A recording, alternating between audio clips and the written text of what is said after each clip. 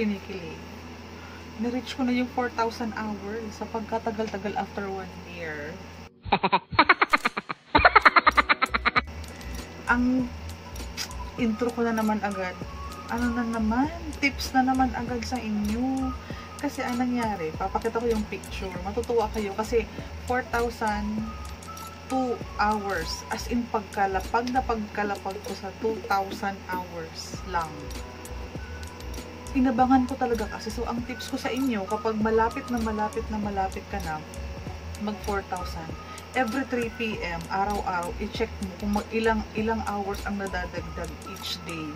Para pag na-monetize ka or nakuha mo na or inabot mo na yung 4,000 hours, mag-apply ka agad kay Google AdSense. Para ma-process na yung review mo. At kung mas maagang ma-process yung review mo, baka naman mas maaga kang ma-approve ni YouTube. Kasi ang sabi sa mga YouTube vlog na na-research ko, it will take parang mga ilang days pa. While ongoing yung review, kasi diba nag-fill up ka na doon para kay Google AdSense, i-review ka ni YouTube kung eligible ka ba, kung pwede ka talaga nilang i-approve or pwede ka maging partner ng YouTube para malagyan ng ads yung mga videos mo. So, agad-agad, nung nakita ko talaga na, 4,000 na! Nag-apply agad ako for Google AdSense account. Gumawa ako agad. Kasi pinilapan ko muna yung first and second step. Tapos in progress siya ngayon. Inaantay ko siyang ma-approve. Kasi after pag na-approve kasi yun, mag-i-email si YouTube ng congratulations. And kapag nag-email si YouTube ng congratulations, magkakaroon na ako agad ng mga ads. As of now, I have 250 videos na sana marami akong videos na magkaroon ng ads. Kasi after ka ma-verify or after ka malagyan ng mga ads, kailangan ko kasi maka-earn ng $10 para padalhan ako ng mail, ng snail mail ni YouTube, ni Google AdSense para doon sa PIN, para ma-verify ko yung aking Google AdSense account na legit talaga ako talaga yung may-ari, and yung bahay talaga na nilagay ko doon is ako talaga maka-receive ng PIN just to verify na legit na ako talaga to, kasi I'll be receiving kumbaga profit or income or revenue monthly. And hopefully talaga ma-reach ko agad yung 10,000. Ay, hindi 10,000. $10 lang. Yun kasi ang parang, kapag chinek mo kasi yun sa YouTube Studio, makikita mo kasi dun yung kung magkano na yung earnings mo in dollars. Kapag nag $10 daw kasi yun na ang signal, napapadalhan ka nila ng yung sulat na mayroong PIN, personal PIN mo yun. Tapos pag habang nag-aantay, ang ginagawa ko ngayon, ito na naman ang aking mahiwagang to-do list. Ito naman ang aking mahiwagang to-do list. Gumagawa na naman ako ng mga topics, nagsusulat ako ng mga ideas, at ako'y naghahanda para mag-upload ng mga maraming tutorial para sa ating YouTubers series, free tutorial para sa ating mga ka-YouTube, ating mga ka-vlogger. So, para pag dumating na yung time na kailangan ko nang i-hit or i-meet yung $100 or equivalent, yun kasi ang pinaka parang monthly dapat makota mo, $10. Ay, hindi $10, $100 para, kumbaga, yun na ang starting. As in, kapag kinonvert mo kasi yun in peso, that's 5,000. So, parang yun ang minimum cut. Yung, basta pag nakaabot ka ng 5,000, may marireceive ka ng monthly. Next month ulit, kailangan mo ulit makahit ng $100 para bigyan ka ng PIN or i-email sa'yo yung PIN. At the moment na in progress pa, and at the moment na nag-aantay ako ng email ni YouTube, mag-a-upload ako ng YouTube videos. Ipopromote ko yung aking mga bagong upload na videos para magkaroon ako ng maraming subscribers. Kasi yun nga, kailangan kong i-hit yung $100 para makasahod na tayo. So, yun lang, habang nag-aantay, huwag kang tumigil. Kasi ito pa lang ang simula ng trabaho natin. Okay, ito pa lang ang simula ng trabaho natin. And ipapakita ko sa inyo kung bakit ko na-hit agad yung 4,000 hours. Kasi may ginawa akong strategy. Ipapakita ko sa iyo. Okay. And yung ipapakita ko din sa'yo yung progress ko from ganitong hours to ganitong hours. Kasi ni-record ko talaga siya para makita nyo ang progress na on daily basis. Nagkaroon ako ng plus 6 hours, plus 16 hours, plus 36 hours, plus 48 hours. And yung last day ko is talagang kinabog ang lola mo. Talagang ginawa ko talaga siya ng mahiwagang strategy. Naging 54 hours ang nadagdag in one day. Kaya ako na-hit yung 4,000 hours. And finally, ito yung aking pinaka-asam-asam na ma-monetize na ako. Okay?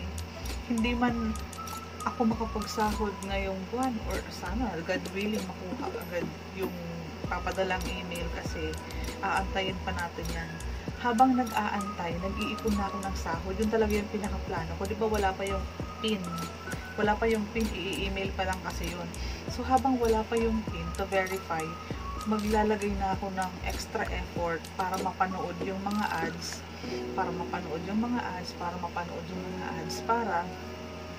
medyo malaki-laki naman yung first sahod natin sa YouTube. And kailangan na naman natin gawa ng strategy para at least, 'di ba? Kung kailan man dumating yung PIN. Kasi may mga stories kasi sa mga ka-YouTuber natin na 1 month inabot yung PIN bago dumating. And we are praying naman ng family ko na huwag naman sana akong matagal dumating yung PIN. Okay, ganito kasi yun. Ang plano talaga, kung sakaling matagal man dumating ang PIN, kasi hindi mo talaga masasabi kung kailan darating yung PIN. Ngayon, ang pinaka-plano talaga dyan, mas doble ang dami ng dapat i-upload kong video para makadagdag sa ads, and then makadagdag ng madaming subscribers, and then para. Kasi ang pinag-usapan natin, first YouTube sahod, first YouTube salary. So, ipapakita ko sa inyo kung ano yung itsura ng letter or ng email or ng mga bagay-bagay. Basta, I'm so happy lang na i-share sa maiksing video na ito na ako ay na-monetize na, and ito na yung sinasabi natin bakpaka na. Ito na yung sinasabi natin na pag yung pinagpagura natin, malapit na natin makamit yung sahod. Basta always make sure guys na lagi natin i-meet yung minimum $100 every cut-off yan. Kasi may cut-off yan na sinasabi. Hanggang halimbawa, ang cut-off is 15 of the month. Dapat before mag-akinsi ng buwan, makahit ka na ng $100 or 5,000 in peso. And kung masisipagan mo pa, mas damihan mo. Ngayon, habang ikaw, inaantay mo yung PIN, okay? Inaantay mo yung PIN, tapos may ads ka na, pakiusapan mo na yung mga relatives mo again, maghanap ka na agad ng backup. Sabihin mo, pwede pong pakipanood yung mga videos, huwag niyo pong i-skip. Kasi kailangan ko pong makahit ng $10 or kailangan ko pong mahit yung $100 para makarahol na ako agad sa YouTube. Kasi pag inabutan ka kasi ng cut-off, halimbawa, 15 of the month ngayon, naka 3K ka pa lang, or naka $5 ka pa lang, wala kang sasahurin ngayong cut-off na to.